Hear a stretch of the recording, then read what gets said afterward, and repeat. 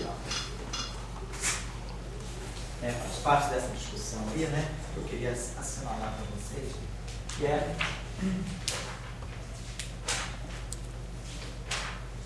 Joyce.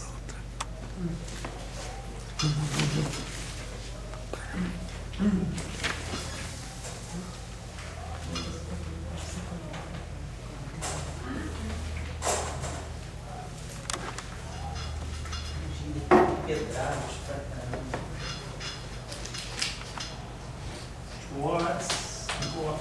Chaos Criterion, enquanto field theory.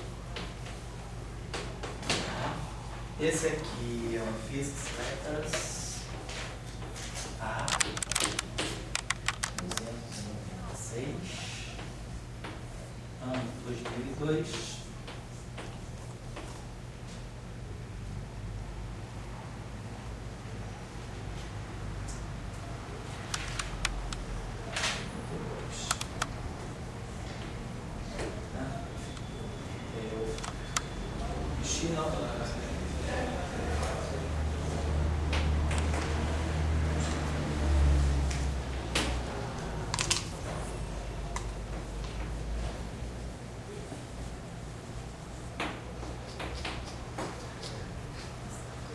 Esse paper também é bastante interessante, porque já... Essas luzes aqui, elas estão apagadas, eu tentei que mexer.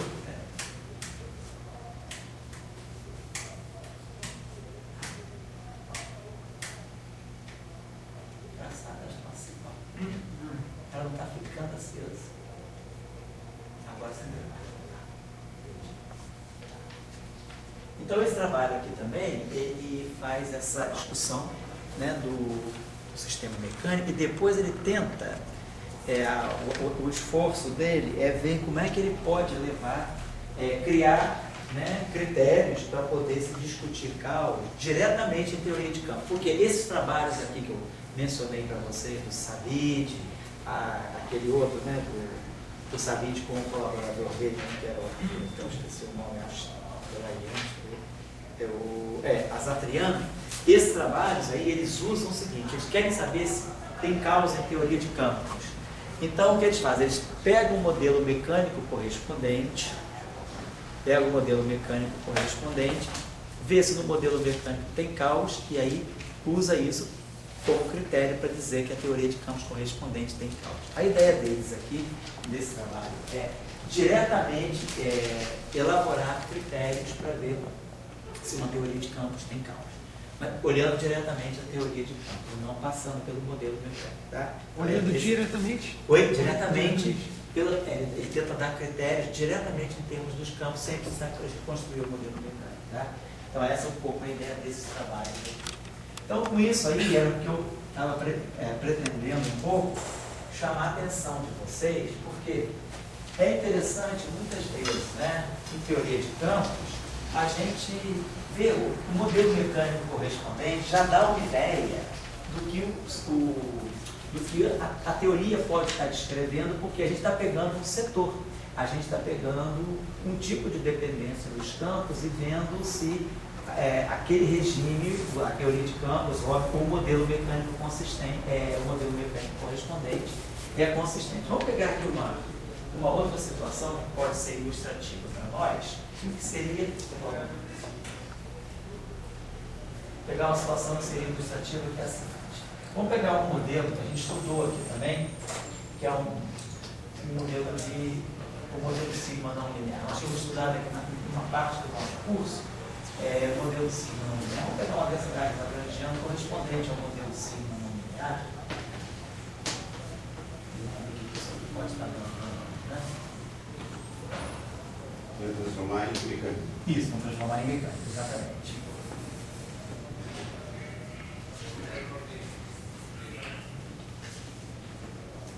Então nós tínhamos estudado que, nós tínhamos inclusive tirado as equações de campo com o modelo sigma não linear desse tipo. A equação de campo que nós tínhamos era derivada, vamos escrever assim, né? Isso aqui melhor, a derivada dI de dI. significa isso aqui significa a seguinte equação. I mais J.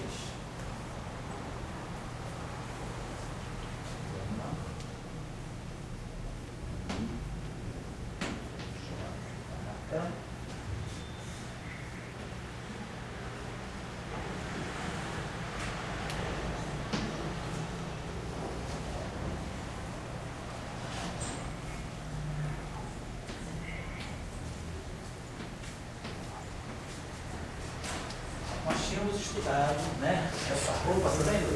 Nós tínhamos estudado essa situação, né, que era o que nós chamávamos de modelo cíclico linear, e nós tínhamos visto que a equação de campo, né, saía dessa forma aqui, onde isso fazia o papel, né, de uma derivada covariante, e essa derivada covariante, ela levava a essa equação de campo aqui, onde esse objeto aqui, esse gama, nós tínhamos em algum momento feito esse exercício, esse gama em J capa é um meio de GL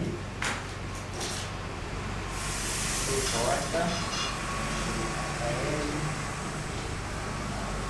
capa L menos GL DJ capa. Então, nós temos feito esse exercício aqui, fazendo a variação em relação aos campos aqui, né? Aplicando o princípio variacional nessa densidade lagrangiana, a gente chegava a esse tipo, né, de equação de campo, onde esses coeficientes aqui, que nós chamamos de símbolos de Christoffel, automaticamente já apareciam dados em função da métrica de acordo com essa expressão. Então, era um modelo que descrevia um campo, né? Um conjunto de campos, e a gente tinha visto no exemplo particular que nós estudamos, que esse G e J, essa métrica, ela era devido a um vínculo que nós podíamos impor entre os campos. Então, tem um vínculo envolvido aí.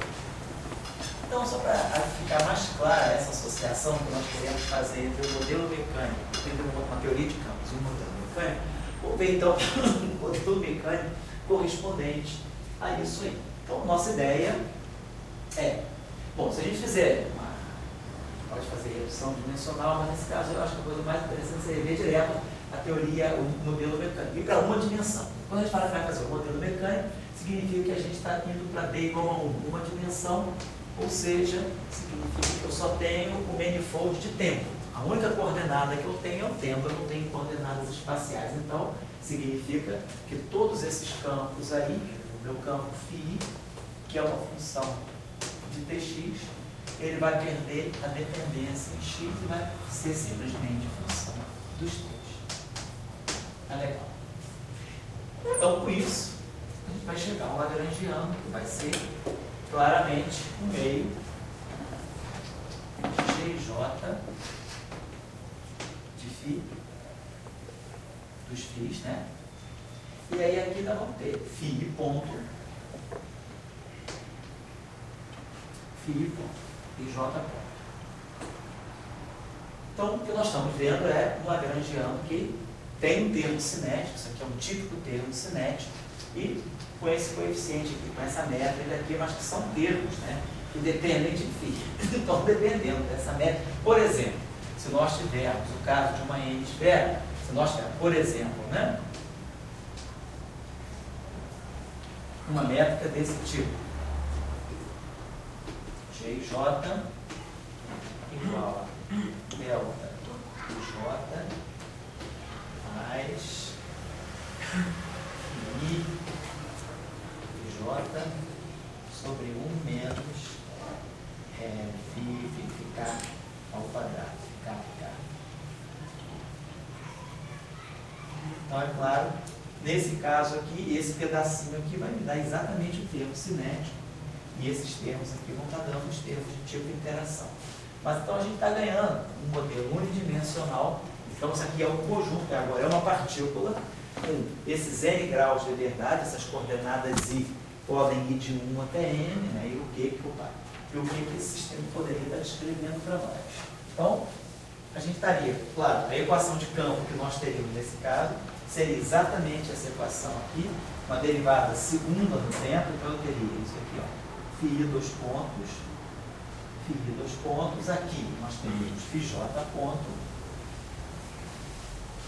Essa escolha tem a ver com alguma geometria?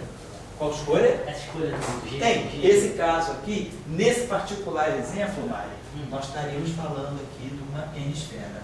Ah, Na verdade, eu acho que uma n menos 1 esfera, mas uma n-esfera, um objeto desse tipo, a geometria que está em jogo aqui é uma esfera. Uma geometria esfera. Aquele sinal negativo ele tem algum problema no denominador? Porque... Não, porque isso aqui, esse conjunto, isso aqui significa que esse conjunto, esse φ ao quadrado, o domínio dessa variável é sempre menor do que 1. Tá. Você pode garantir que isso aqui nunca vai bater no.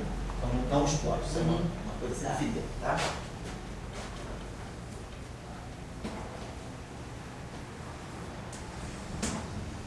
Então nós temos essa equação aqui. Do ponto de vista das partículas, né? Isso aqui significa, isso aqui é uma equação de uma geodésica. Aquilo que o Dória estava falando, isso aqui tem uma lei de força que tem. Isso aqui está fazendo o papel da força, né? Está atuando. Então, isso aqui é a derivada segunda da coordenada. Isso aqui é a força, no fundo é uma força que vincula, que faz com que a partícula descrita por essas coordenadas φ, ela fique, está nessa variedade. Essa métrica aqui está descrevendo uma variedade cujas coordenadas são as coordenadas da partícula. Então essa partícula, ela está vivendo nesse espaço descrito por essa métrica. Isso aqui é justamente a equação de uma geodésica, né?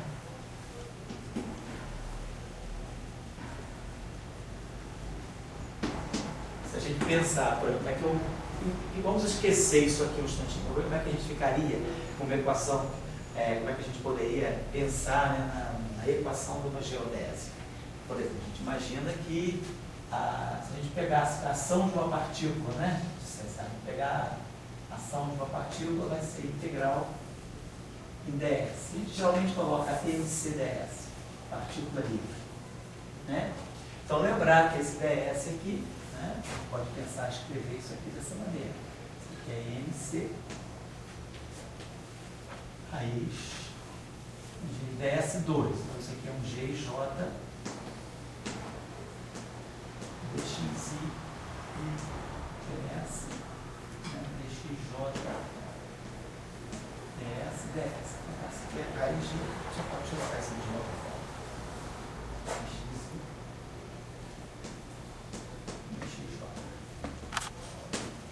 Isso aí seja a minha, eu vou expressar o meu elemento de linha, né? Eu poderia colocar aqui escrever isso aqui de uma outra forma. Posso escrever isso aqui como um x e ponto, xj ponto, né? Então, dividir por ds e multiplico por ds. É isso que eu estou fazendo. E se a gente agora faz o princípio variacional, varia em relação a xi, as variações aqui, claro, gj depende de x. Eu faço o princípio variacional em relação a x, ou seja, eu tenho ds, a variação ds reduzida pela variação de xi é igual a zero, a equação que nós vamos obter aqui vai ser exatamente isso, xi, dois pontos, mais gama i, j capa, x ponto, xj ponto, igual a zero. Então, eu estou chamando a atenção disso. Isso aqui é a equação de uma geodésica de uma partícula livre numa geometria descrita por essa métrica G e J. Se nós pegarmos o modelo sigma não linear, que é uma teoria de campos, né, com campos interagindo e essa métrica aqui significando a interação sendo uma forma de vínculo, né? Se vocês se lembrarem aqui das nossas aulas, dessas aulas foram dadas em maio, nós tínhamos que essa ação desse modelo sigma não linear, ela vinha basicamente disso aqui. Eu tenho um conjunto de n mais 1 campos, φ1 ao quadrado, mais 2 ao quadrado, mais, né, φ e n ao quadrado mais.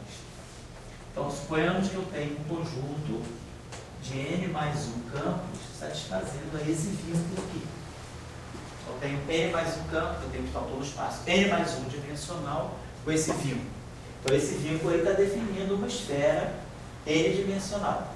Estou num espaço de dimensão n mais 1 e tenho esse vínculo que define uma esfera n-dimensional. E aí, se a gente escrevesse essa ação para esses n campos livres, o nosso lagrangiano seria que um ponto f dmi um i grande indo de 1 até n mais 1, por isso nós fizemos. Então, nós tínhamos n mais 1 campos livres, porém, satisfazendo esse vínculo. Nós trouxemos essa informação para a ação da seguinte maneira. Nós pegávamos esse índice i, indo desde 1 até n, e isolávamos a n mais uma ésima componente do campo. Né? Estava aqui dmi φ n mais 1. E aí, expressávamos φn mais 1 em função dos φis. Daí dava 1 menos isso tudo ao quadrado. É isso que aparece aqui. Colocávamos, então, esse campo aqui expresso em função dos n campos. Fazia essas derivadas, juntava tudo e nós ganhávamos essa ação aqui, justamente com essa métrica I e J indo agora de 1 até n, e esse objeto aqui nunca vai chegar igual a 1 por causa desse vínculo aqui. Na verdade, esse vínculo aqui está representando isso aqui. E aí nós mostrava que esse modelo sigma não linear tinha nessa métrica aqui a expressão desse vínculo aqui, entre os campos. Então isso aí era a ideia desse modelo, dessa n-esfera. Depois nós generalizamos e colocamos. Se a gente deixar uma métrica G e J genérica, essa métrica vai descrever algum tipo de vínculo. O que nós fizemos? Aplicamos o princípio variacional, né? Aí a gente, claro, estava aqui, estou falando ainda do modelo sigma não linear. Então aqui, estamos falando ainda da teoria de campos, né? Estou voltando lá.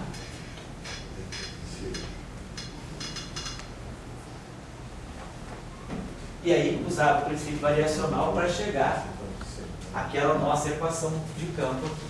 O que nós estamos falando agora? Vamos pegar o que é o modelo mecânico construído em cima dessa teoria de campo. Então, nosso modelo mecânico, seguindo sempre a nossa prescrição de redução dimensional, é isso aqui. Né? O campo, vamos estudar todas as configurações de campo que sejam uniformemente espaciais, sejam uniformes espacialmente. Só tem dependência em T. E aí, então, isso aqui automaticamente nos dava esse modelo aqui. E essa descrição aqui está me dando essa equação aqui, que então é a equação de uma geodésica. Então, esse conjunto de campos está nesse modelo mecânico descrevendo uma partícula que tem graus de liberdade vinculados a evoluírem em cima de, por exemplo, uma esfera ou de um espaço, né, de uma variedade que seja descrita por essa métrica. Então, o modelo mecânico correspondente é uma partícula vinculada num espaço qualquer com métrica G e J.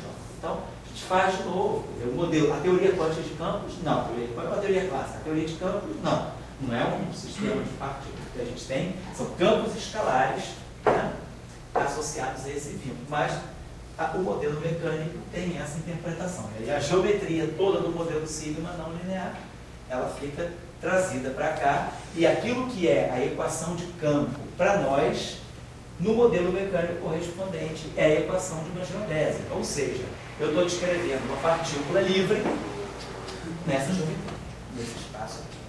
Certo? Então é um outro exemplo que mostra para nós uma interessante correlação entre uma teoria de campo e um modelo. No caso de Yang e Lewis, claro, pode... Eu não vi ainda, não sei, deve ter na literatura, mas não passou pelas minhas mãos, o trabalho que pegue exatamente o grupo SU3. A pergunta é, como que a gente poderia construir um modelo mecânico, né? Você pode construir, claro, o modelo mecânico associado ao grupo SU3. Nesse trabalho do Savit, que eu dei o exemplo aqui para vocês, ele já particulariza no caso do grupo SO2. No caso do grupo SO3, né, se nós pegarmos uma simetria SO3, então para nós, né, nós vamos ter esse conjunto de campos aqui. Então, o nosso campo de gauge, nós temos o campo AMI, vamos dizer, 4 dimensões, né, e aqui o nosso índice de representação adjunta, sendo o grupo SO3, vai de 1 até 8.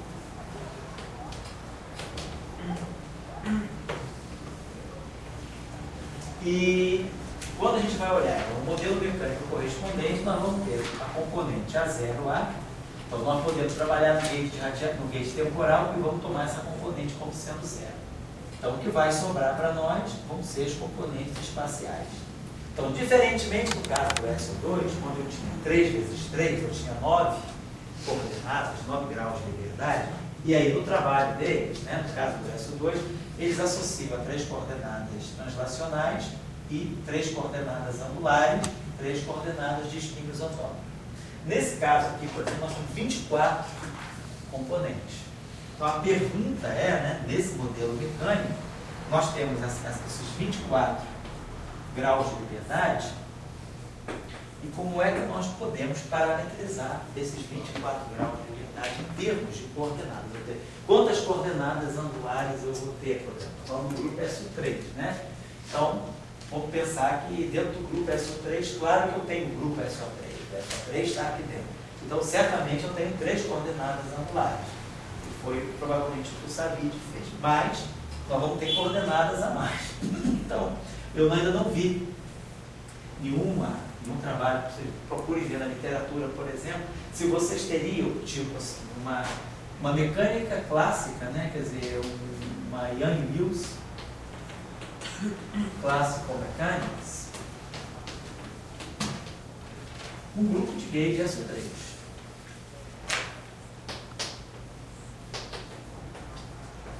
O que ela poderia estar descrevendo? Que tipo de sistema, que tipo de partícula, que graus de liberdade poderiam estar associados a esse sistema com esse número bastante alto de graus de liberdade. Algumas coordenadas são angulares, certamente, mas que outros graus de liberdade eu teria. No caso de SO2, parece que o Savide e o Assatrian resolveram a questão. Então isso aqui fica como um exercício assim, do ar. Se alguém quiser, eu não sei se isso aqui já existe na literatura, realmente eu não sei se é problema em aberto, né? Não sei até que ponto. Certamente se pensou nisso, mesmo que você não tenha talvez chegado a uma solução muito completa, pode-se ter solução parcial para esse problema. Vocês podem procurar se tem alguma coisa ligada ao Yang-Mills, né, com o grupo SO3. Nunca vi. Então, esse sistema, esse trabalho do Savige, a análise que é feita é uma análise numérica. Hoje você fala que o Maple agora já está com esse Maple Sim, né? Com esse sistema de simulação com um cálculo numérico muito bom atrelado, né? Pode ser, seria interessante, por exemplo, né, se rever esse trabalho do Savide usando o ferramental que o Maple fornece, e depois, se isso aí ficar bem entendido, uma possibilidade seria estudar, por exemplo, qual é o comportamento de uma mecânica clássica que está embutida dentro de uma teoria de Yang-Mills com o grupo SO3. Essa é uma pergunta interessante, que a gente ainda conhece, né? Está querendo conhecer vários aspectos da teoria de Yang-Mills. Então, como a gente já comentou aqui no curso, no outro curso, né? Aspectos no regime infravermelho, no regime ultravioleta.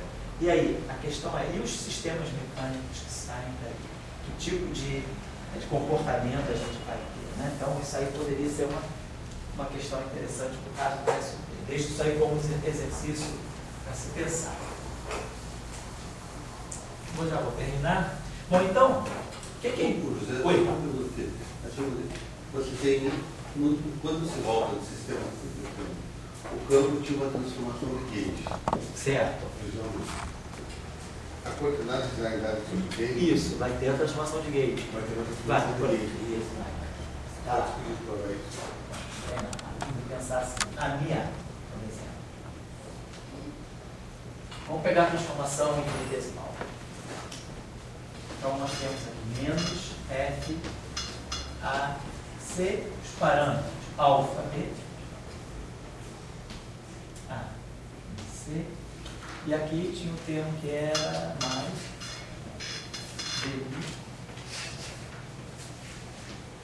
alfa A. Peraí, eu não sei se... a gente já tinha eliminado, a gente tinha menos I. Tá certo, isso mesmo. Ficava, né? Ficava Não tem I, não. não tem I, não tem. Não tem o G também não, né? No denominador, acho que tem só... Deve ter um G. Eu acho que tem ali, ó. Só um Ali, G. um sub G. Só isso, né? O I já foi embora. Perfeito. Tá certo. Então, por exemplo, na nossa discussão, se a gente pegar, vou pegar aqui o delta A zero.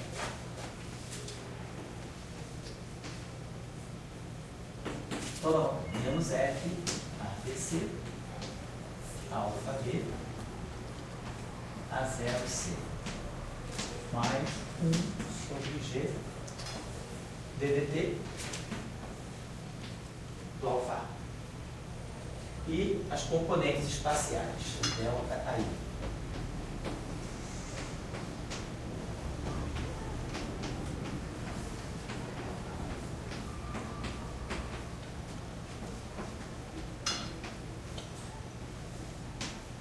Então, voltando ao nosso ANSATS, né, a nossa prescrição para redução dimensional, não temos dependência na coordenada Y. Então, por exemplo, nós temos dependência em T, vamos ter dependência em X, vamos pensar assim, que esse I aqui vale 1 a 2, vamos pensar que eu estou em 4 dimensões, só para a gente ter uma ideia. Por exemplo, se eu tivesse indo para 3 dimensões, né? Se eu tivesse indo de 4 para 3 dimensões, eu vou botar aqui, esse I aqui é 1 e 2, e aí a terceira componente apareceria aqui um DDT, um DD3 de alfa A, que seria 0. No caso em que a gente está fazendo a redução direto para uma dimensão, eu estou já pegando o modelo mecânico correspondente, então esse I aqui vai ser 1, 2, 3. Então todo esse termo aqui é 0. Então, na verdade, eu só tenho um campo de gauge genuíno. Quando eu faço a redução dimensional, esse cara aqui é o único, essa componente, a componente temporal, quando eu for buscar um modelo mecânico, a componente temporal é a única que guarda uma transformação de gauge no homogêneo. Então, por isso até que eu posso fixar o gauge por aqui. Por isso que é lícito, nesse caso, a gente poder escolher a 0A igual a 0. Por quê? Porque nós vamos poder, na verdade, o gauge fixing que a gente colocaria seria isso aqui, DDT, que seria a 0. Ponto, né? Eu pensaria nisso aqui. A condição de gauge, o análogo do gauge, né, covariante seria DDT de A0A igual a 0. Quando eu fizer uma transformação de gauge aqui, eu vou gerar uma derivada segunda temporal aqui, então eu vou poder usar o parâmetro alfa A para zerar essa componente. Então as componentes espaciais que sobram, aquelas coordenadas x1, x2, x3 que nós tínhamos colocado, elas se transformam homogeneamente. Quer dizer, no modelo mecânico, aquilo que são as coordenadas espaciais do campo de gauge, elas vão ser campos que se transformam na representação adjunta. Isso aqui é a versão infinitesimal dessa... A equação das duas é 0. Né? Oi? O 0. Aonde? A em do temporal. Aqui. Isso. Essa aqui fica completa. Sim. Essa aqui fica a equação completa. Sim, mas se não está no igual a 0A igual a 0... Não. Pois é. Se eu fizer, aí se eu usar essa equação que eu vejo, então eu tenho essa coordenada aqui, é o campo de gauge. Essa coordenada, ela faz o papel de uma coordenada que é afetada pela transformação de gauge. Então, essa transformação aqui me habilita a fazer essa escolha aqui. Então, o que sobra para mim são as componentes que se transformam homogeneamente. Essa transformação aqui nada mais é do que isso aqui. A I' igual a transformação, a matriz do grupo, aí essa é menos 1. Então, a transformação das componentes espaciais, que são as coordenadas que vão ficar, é uma transformação homogênea. Então, esses campos aqui se transformam na representação de um. E agora eu preciso de coordenadas espaciais. Eu estou com uma transformação que leva as transformações que era do gauge para as coordenadas espaciais. E daí você agora vai dizer, tem um sistema vamos dizer, essas três coordenadas aqui, sei lá, A1, A2, A3, eu vou interpretar como três coordenadas espaciais. Claro, estou esquecendo os índices do grupo de Young-Mills, mas do ponto de vista do grupo de Lorentz, são três coordenadas que têm as características de coordenadas espaciais. Vou pegar a coordenada espacial 1, 2 e 3 de um quadro vetor. Um quadro vetor em 4 dimensões. Então, essas coordenadas aqui, elas vão ter um caráter, se transformam como vetores do grupo de rotação, do grupo de Lorentz, né? Ou do grupo de rotação SO3, do grupo de Lorentz, do grupo de rotação SO3. Agora, do ponto de vista do mundo unidimensional, não tem grupo de Lorentz em uma dimensão, só tem uma coordenada temporal. Então, nós não temos mais, nós perdemos a noção de grupo de rotação. Então, isso aqui é uma função pura de T. Então, nós temos agora um conjunto de coordenadas que se transformam na representação adjunta do grupo de Gates. Então, quando nós fazemos a redução e nós ganhamos aquele lagrangiano L que nós tínhamos visto, né, ele vai ficar um meio, né, de A de ponto ao quadrado. Tinha uma coisa que tinha mais os outros termos, é claro. Mas esse termo aqui que vinha do F0I e F0I, ele está então indicando que eu tenho agora um conjunto. A transformação de Gauge no modelo mecânico é essa transformação aqui homogênea. Porque ele é coerente com o que ele é o lagrangiano. Vamos dizer, a pergunta que eu tenho que fazer é o seguinte: eu tenho lá nas minhas coordenadas colocadas, o grupo de Gandeu, o grupo de Lorentz, todos os grupos lá. Já vou lá. Vamos assim. Se nós não fixarmos esse gauge, só para completar o teu discurso anterior ao que você está falando agora, se nós não fixarmos esse gauge, aqui, pô, mas onde é que está a simetria de gauge aqui? Se isso aqui é uma derivada temporal e esse campo se transforma na representação adjunta. Então, esse campo tem uma transformação de gauge não trivial. Mas ele está aparecendo com uma derivada temporal, ele não está aparecendo com uma conexão típica. Isso é uma derivada covariante. Então, a questão está porque, nesse caso aqui, nós já fixamos o gauge. Então, como nós estamos trabalhando com esse gauge fixo aqui, significa que a simetria de gauge foi quebrada, porque eu escolhi um gauge fixo. Mas se nós não escolhermos esse gauge fixo, se a gente fizer a redução dimensional, você vai bem lembrar que o F0I ele vai ser D0 do AI menos DI do A0 menos G F ABC A0B AIC. Isso é o F0I. Então, como o campo A0 em um campo depende das coordenadas espaciais, esse termo é zero. Isso aqui é o DDT do AI, isso aqui é o AI ponto. E isso aqui é o A0, é o Φ. É o Φb. Então, o que é que nós estamos observando? Que isso aqui, esse campo aqui, o A0, que é o Φ, né? Que é o ΦA, isso aqui é o Φa. Vamos associar isso aqui a essa coordenada Φa. Isso é o campo de gauge.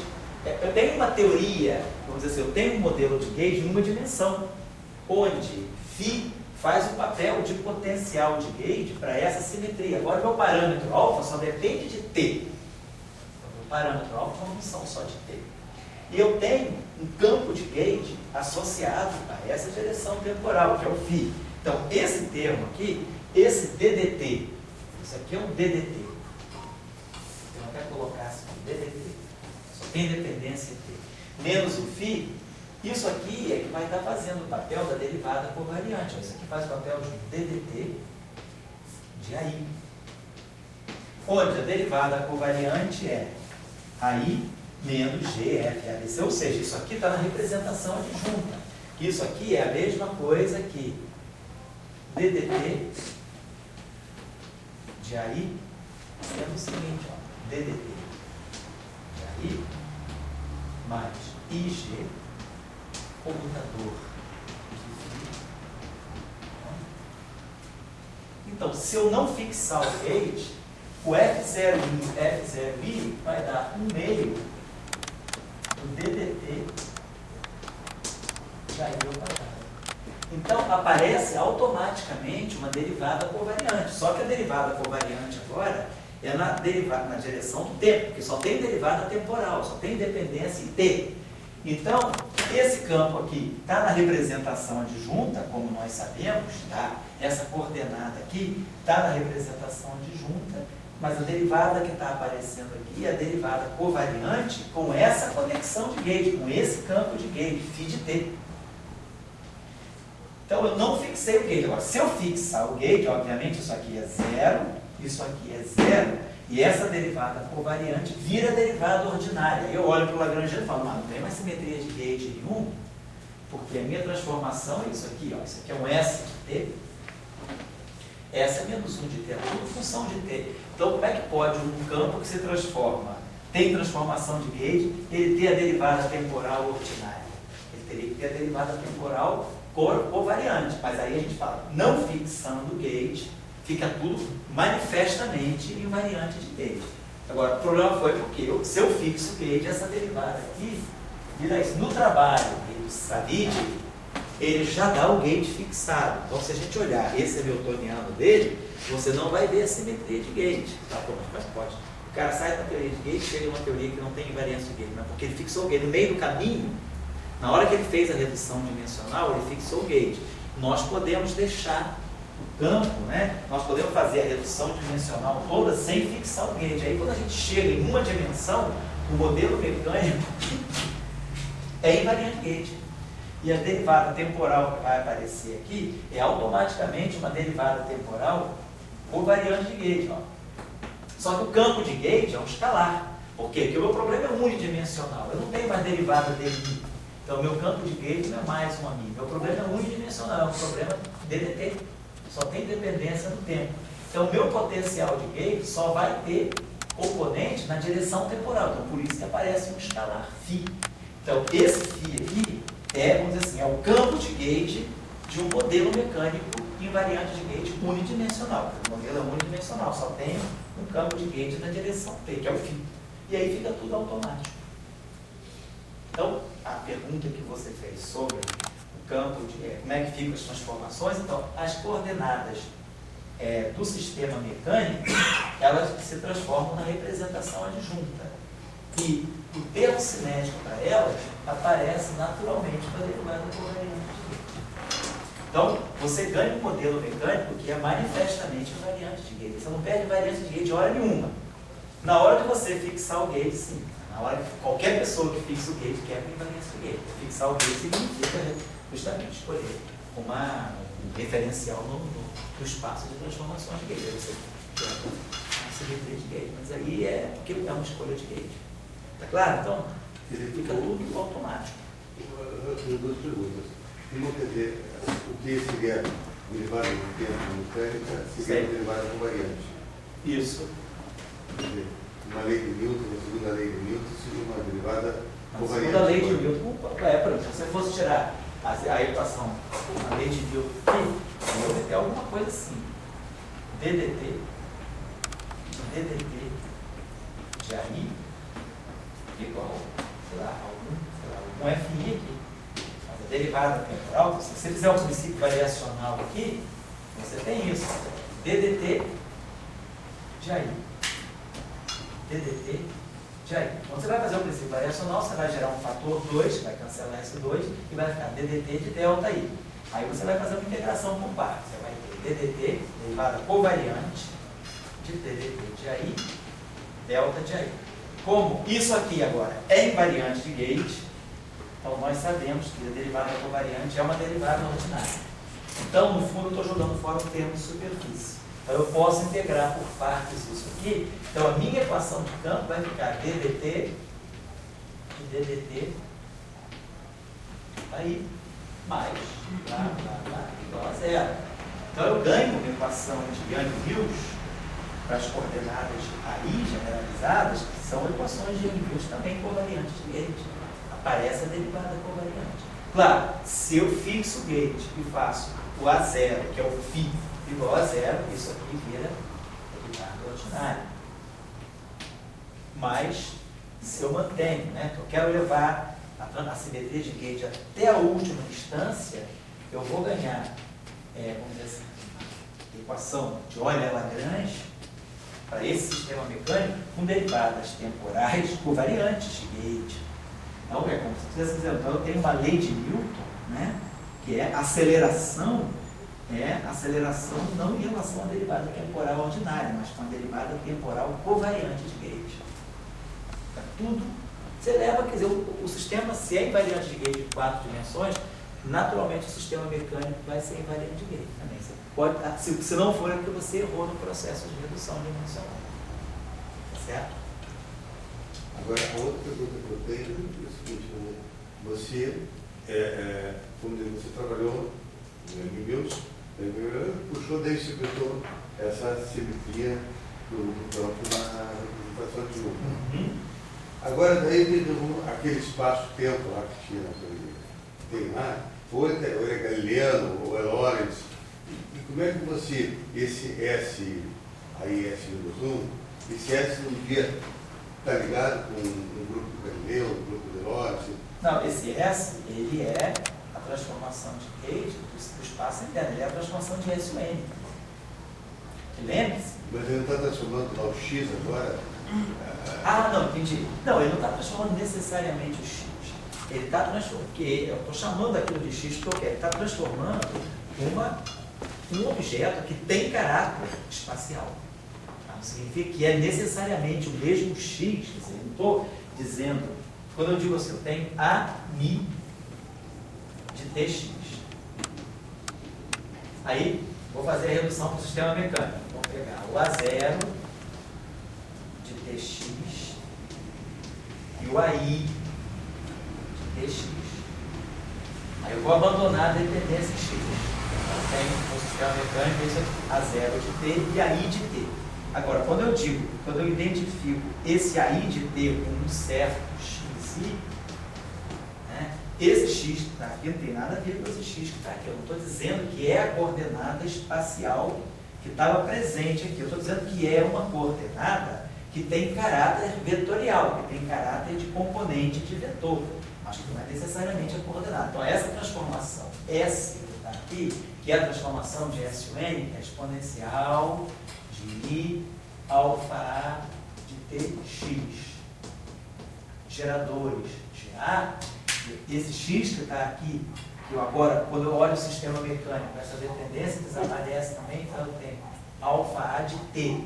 Já tem dependência no tempo, mas esses AI de T que eu vou identificar como objetos XI não tem nada a ver com a coordenada espacial. Então, eu não estou misturando o grupo de simetria interna com o grupo de Galileu, nem com o grupo de Lorentz, não. Tá? Isso é uma indicação. Foi mal que eu usei aquela notação. Eu quis usar a notação de que os AIs fazem papel de coordenadas espaciais. Mas não é necessário. Não significa que sejam as coordenadas espaciais a partir disso que eu tenho. Claro, eu depois posso pegar e dizer, bom, eu vou associar, se eu quiser dizer, esses aí são as coordenadas XI. Sim, mas aí quando eu faço isso, eu estou desvinculando qualquer ligação desse X aqui com as coordenadas espaciais, o espaço quadridimensional que eu comecei. Eu não estou aproveitando, não estou usando a mesma coisa. Esse XI grande. Isso. Não tem nada a ver com a coordenada. E por que o pessoal usa o termo XI? É uma coordenada desmarcada? É uma coordenada, eu vou chamar de QI. Para evitar a confusão, chama de coordenada de QI. Você tem um sistema que é definido, que depende de 3 coordenadas, quer dizer, de coordenadas generalizadas com índice espacial. São coordenadas espaciais, natureza espacial. Mas não significa que elas sejam exatamente as coordenadas espaciais. Mas Lagrange é derivada em relação a QI? A QI é. Então, quer dizer, uma coordenada... Uma coordenada generalizada, legítima. E entra na hora Lagrange. O que você faz é isso, quando você faz a redução mecânica, você transforma as componentes espaço-temporais do teu campo de Yang-Mills em coordenadas generalizadas. Obedece a hora Lagrange, mas não obedece a lei de Pitágoras. Não obedece a lei de Pitágoras. Não, exatamente. Isso mesmo, é isso aí. Então a gente tem essa possibilidade de estudar esses sistemas abelianos através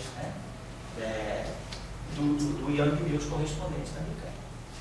E aí a gente tem toda essa discussão, quer dizer, no fundo, a transformação, essa transformação de Gauge que eu estou fazendo aqui, são transformações de coordenadas legítimas, são transformações de coordenadas no espaço interno.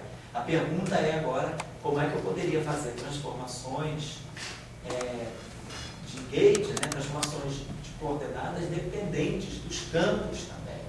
A gente pode também introduzir essa discussão. Não vou fazer isso aqui agora, mas a gente pode, no momento que você fixa o gauge, né, no momento que você fixa o gauge e você faz uma transformação de gauge, você sai daquele gauge. Então, para restituir aquela condição de gauge, a gente precisa fazer transformações de coordenadas que dependam do campo. Então, eu começo a entrar com transformações de coordenadas que sejam não lineares. Tá? Então, isso é uma discussão interessante. Eu tenho uma pergunta, assim, uma pergunta geral, não sei se ela é um pouco perdida. Eu queria entender o seguinte: existe uma mecânica inercial para ele Newton. Sei. E existe uma teoria de gauge, enquanto na mecânica inercial, a mecânica é uma coisa inercial, lá, etc. A teoria de gauge, o importante é a simetria. Então, eu parto de uma simetria lá, o que for. E essas duas coisas, elas tentam unir, vamos dizer, a mecânica com a simetria. Mas, digamos, eu não vejo assim, quando eu consegui compreender, se tem uma simetria eu poderia ter uma lei de Newton E se eu tivesse outra simetria, eu deveria ter uma outra lei de Newton. Ou tipo de lei de Newton, assim, né? Mas me parece que, vamos dizer, essa simetria, ela não fere muito que eu digo, essa simetria entra pela ordem Lagrange. E a ordem Lagrange é a equação do movimento. Isso. E daí eu pergunto, bom, então, eu pegando a equação do movimento, eu tenho um input de simetria e eu posso discutir um pouco melhor a lei de Newton. Sei. E isso também... Entendi. Você estava pensando o seguinte: a tua ideia seria, será que, usando a argumentação de simetria, que é o que eu uso para construir Yang-Mills, vamos dizer, em 4 dimensões, e aí agora fazendo a redução para o sistema mecânico, eu vou estar dando, sei lá, uma origem da lei de Newton, vamos dizer, pela simetria? Tentando fazer uma ponte entre a simetria e a lei de Newton. Será que eu poderia, vamos dizer assim, buscar o background da segunda lei de Newton vindo de uma simetria? Né? Não acho que não, são coisas, são 2 mundos diferentes. Porque quando você escreve a segunda lei de Newton, bem, é um princípio que você impõe, não importa, você transforma aquilo no lagrangiano e tal. O que você está fazendo simplesmente é adaptar a tua simetria a sujeitar ela à lei de Newton, que a lei de Newton está lá. No momento que você transforma aquilo numa densidade no lagrangiano e faz o princípio variacional e você obtém as equações de Euler-Lagrange para as coordenadas generalizadas, você está obrigando a tua simetria a se sujeitar à lei de Newton. Aí você diz uma relação que ela a simetria de parênteses e a lei de Newton, mas adaptando. Discurso. Entendi. Agora, eu trouxe outro discurso. Eu pego qualquer lagrangiana de campo e posso também baixar para baixo. Claro. Uma coisa, por exemplo, uma coisa que você pode ter em teoria de campos que você não tem na mecânica. Na mecânica newtoniana usual, lagrangiano depende de derivadas primeira do tempo. Sempre. Por quê? Porque a lei de Newton é de segunda ordem no tempo. Tem uma equação para aceleração. Né? Então, você sempre faz, a não ser que você considere aquela questão da back reaction, né, que é quando você tem uma partícula que irradia e o campo de radiação volta a interagir com ela, você passa a ter equações de campo que dependem de derivada terceira. Então, você pode pensar no lagrangiano que dependa de derivada segunda. Em geral, na mecânica, você considera lagrangianos que são função só das velocidades e das coordenadas. Eles não dependem de derivada segunda no tempo das coordenadas. Tá, esse exercício existe em qualquer livro de mecânica analítica, mas ele não é... ao quadrado. Ele não é físico. Né? Geralmente, no sistema mecânico, a gente bota lagrangiano, porque depende de Q, que é ponto e T. Né? Você pode botar Q 2 pontos, Q ponto, Q e T também. Mas você não tem... Assim, a lei de Newton não contempla, está fora disso aí, que ela é uma equação de segunda ordem no tempo, não de terceira ordem. Agora, em mecânica, em teoria de campo, não. Em teoria de campo, a gente pode ter densidades de lagrangiano que podem depender de derivadas superiores. Aí você vai ganhar uma lei de Newton generalizada, se você tirar o sistema mecânico daí. Agora, a minha pergunta é assim, eu estou querendo definir a lei de Newton nesse aspecto. Eu pergunto se tivesse uma lei de Newton com A ao quadrado, ao cubo. Se você mudasse a lei de Newton? F igual a M a 2. M a 2. A 3 é melhor. E daí eu digo, bom, então agora eu quero buscar qual é o meu Yang aí que me deu um MA3. Sei. Pode. Então, eu teria uma ponte agora de simetria e outras possibilidades, mantendo o que é ponto. Você poderia pensar o seguinte, se você pegar essa teoria de Yang-Mills. Eu seria mais ou menos a lei de Newton de Constantino, né? Sei. Constantino não fez Constantino. Ele levou um bolso, ele levou... Ó, se você pegar o seguinte, olha, se você pegar essa teoria de Yang-Mills, faz isso aqui em geral. Traço. Yang-Mills para nós é isso que é. F, quando volta a acabando, tem que acabar agora. F mini A. F mini A. Isso aqui é o nosso lagrangiano de Yang-Mills. F mini A, F mini A. Bom, se eu acrescentasse esse termo aqui,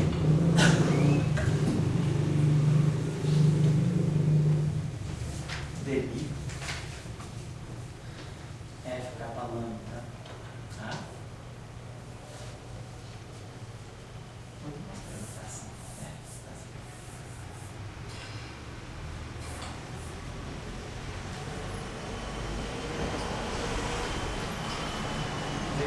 Então, olha esse termo aqui é o seguinte para nós. Isso aqui é dB,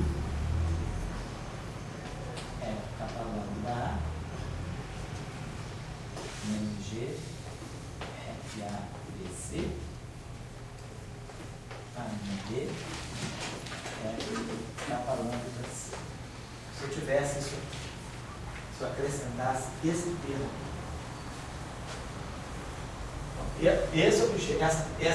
essa densidade lagrangiana é invariante de S ou N, de Yang-Mills? Sim, é invariante.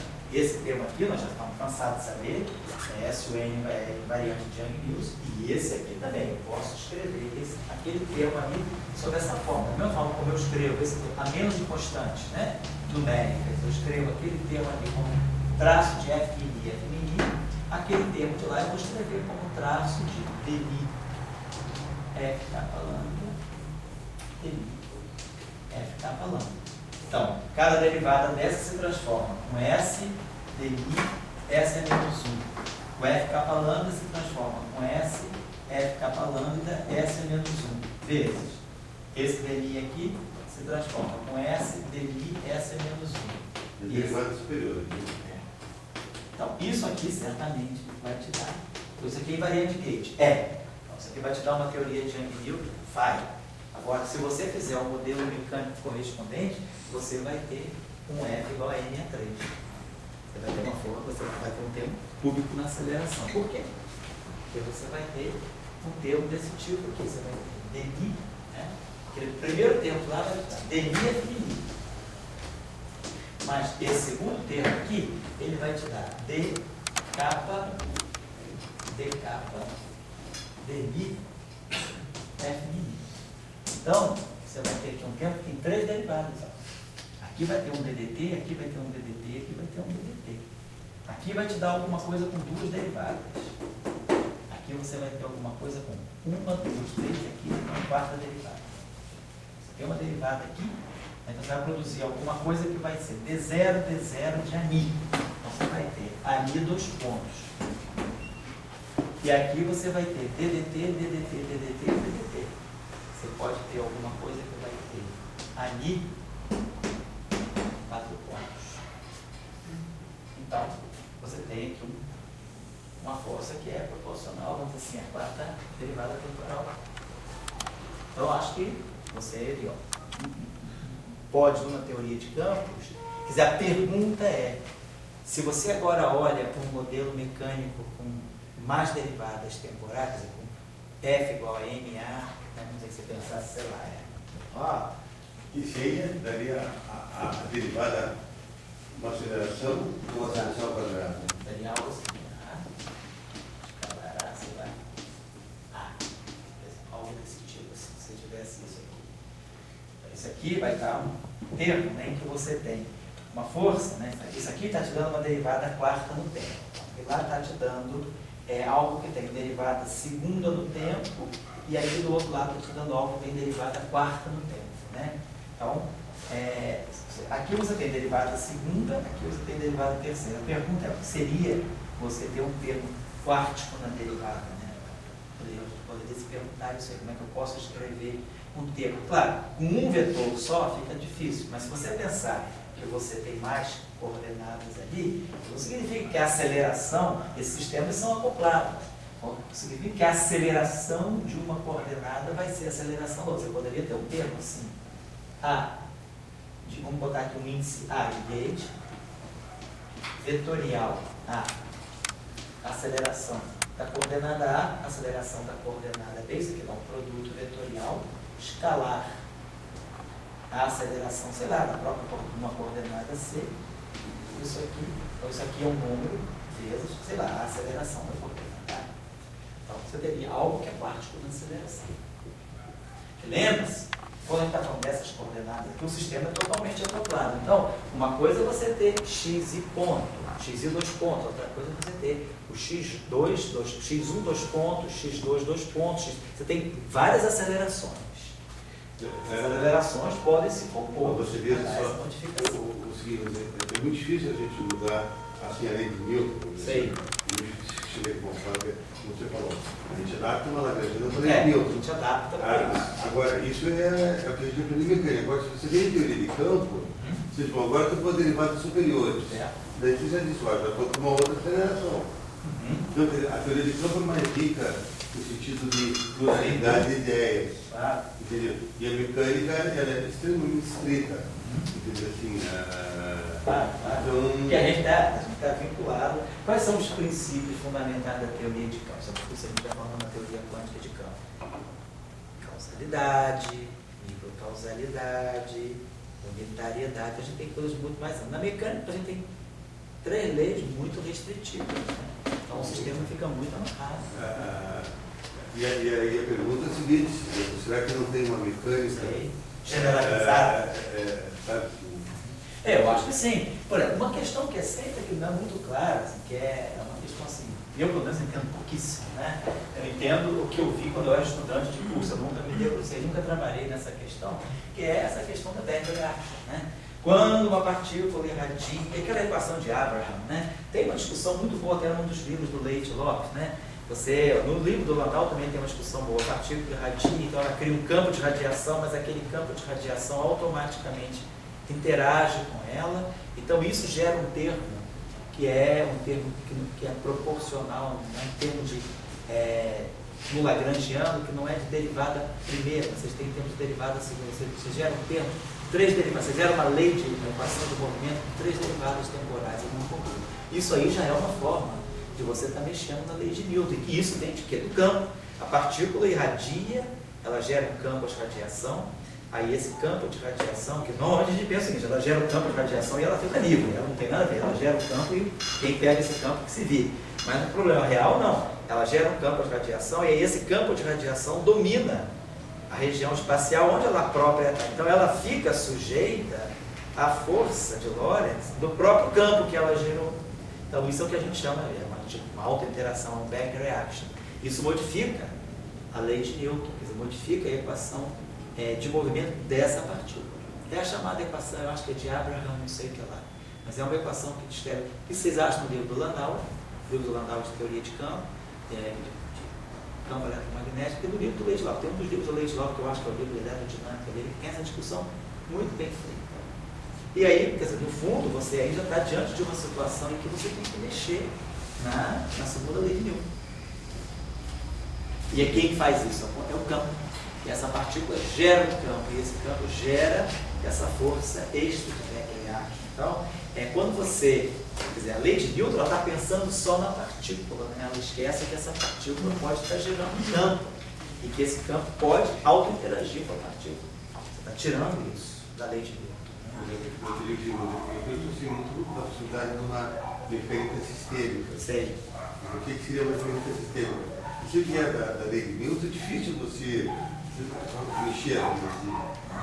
Agora, se você vê esse manter de campo, eu estou entendendo já de sistêmica, eu posso partir para lá e começar a tentar entender o que seria uma mecânica sistêmica. A partir da teoria de campo a gente tem muito mais riqueza. A mecânica ela é um bloco, né? E reducionista, bota ali ação-reação, Você bota o seu dedo num bloco. Isso que ele entende. Exatamente. Eu deixo vocês então com essa, vamos dizer, com esse estímulo, né, de discutir essas coisas. Nada impede, por exemplo, o curso acaba hoje, mas a discussão não morre aqui. Né? Quer dizer, a gente pode continuar essa discussão, inclusive, em outras ocasiões, seja em curso ou não em curso. A gente pode continuar, se vocês quiserem, qualquer outro dia, marcar uma discussão sobre isso, outras horas. Tá? Agora vai com o Jorge Jackson para Virou defunto. mais espaço para meditar.